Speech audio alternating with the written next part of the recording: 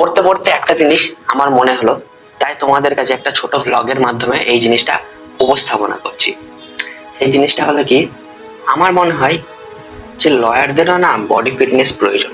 তার কারণ দেখো, আমি একজন ল স্টুডেন্ট, তাই সকালবেলা একদম 5টার সময় ঘুম থেকে উঠলাম। ওঠার পর দেন নিজে চাটা যা আছে করে খেয়ে টেয়ে ছুটতে হবে ট্রেন ধরার জন্য। ছুটলাম মানে দৌড়াতে হবে, মানে বডি ফিটনেস না থাকলে দৌড়ানো তো মুশকিল। সেকেন্ড, ট্রেনে এত ভিড় থাকে, তোমাকে ঠেলে ঠুলে ঢুকতে হবে। এবার যদি তুমি রোগা পাতলা হও তাহলে কি ভাবো, মানে পড়ে যাবে। থার্ড, ট্রেনে তোমাকে দাঁড়িয়ে থাকতে হবে পুরো আমার এখান স্টেশন থেকে শিয়ালদা অব্দি দাঁড়িয়ে থাকতে হবে। তোমার হাত উঁচু হয়ে থাকবে, তারপর তোমার পা যন্ত্রণা করবে যদি না তোমার ফিটনেস ঠিক থাকে। সো এটা হলো। দেন নামলাম, নেমেই ছুটতে হবে কলেজের জন্য।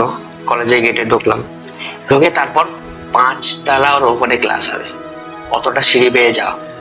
বডি ফিটনেস না থাকলে ওটাও অবস্থা খারাপ হয়ে যাবে, এরকম করতে হবে। আর সেটা করতে হয়। ওই আমি বডি ফিটনেস কথাটা বারবার বলছি বিকজ ওটা আমার নেই। দেখো সো হলো। দেন আবার সেম জিনিসটা রিসাইকেল হবে। সো একবার ভেবে দেখো, যে ডেইলি আমি যে এই যাওয়া আসাটা করছি না, মানে যে আমি জিম টিমের ভিডিওতে দেখি না যে ক্যালোরি গেইন ক্যালোরি বার্ন, আমার কি হয় আমি বুঝি না ভাই, কিন্তু মানে একদম পুরো অবস্থা খারাপ, যে এসে একদম পুরো বেডে শুয়ে পড়ি, গোসল টোসল সব মাথা। তারপর রেস্ট ফেস্ট নিয়ে ঘুম থেকে উঠে গিয়ে গোসল টোসল করে ফ্রেশ হয়ে দেন পড়াশোনার দিকে এগোই। তোমাদের কি মনে হয় যে আমার এই কথাগুলো আমি ঠিক বলেছি? যদি ঠিক বলে থাকি তাহলে তোমরা রিকমেন্ড করো।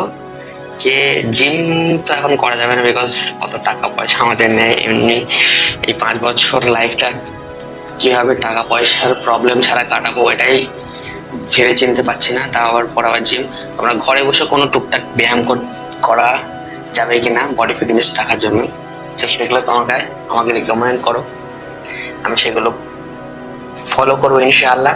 সো তোমরা রিকমেন্ড করো আর কি কি খাবার খাওয়া উচিত, বিকজ রান্না বান্না তো আমি চিকেন, তারপর এদিকে সয়া চিকেন আর টুকটাক ডিম ফিম করা যায়। এখানে খুব একটা বেশি করার টাইম থাকে না বিকজ পড়াশোনা থাকে। তোমরা যারা সিওর নিয়ে নতুন ছেলেরা ঢুকবে তোমরা বুঝতে পারবে। তোমরা যদি মেস নাও নিজে রান্না করে খাও তাহলে বুঝতে পারবে না, বুঝতে পারবে না। আমি এটা নেওয়ার একটা কারণ আছে। সো কোনো একদিন আমার সাথে দেখা করো, আমি ঠিক জানাবো তোমাদের।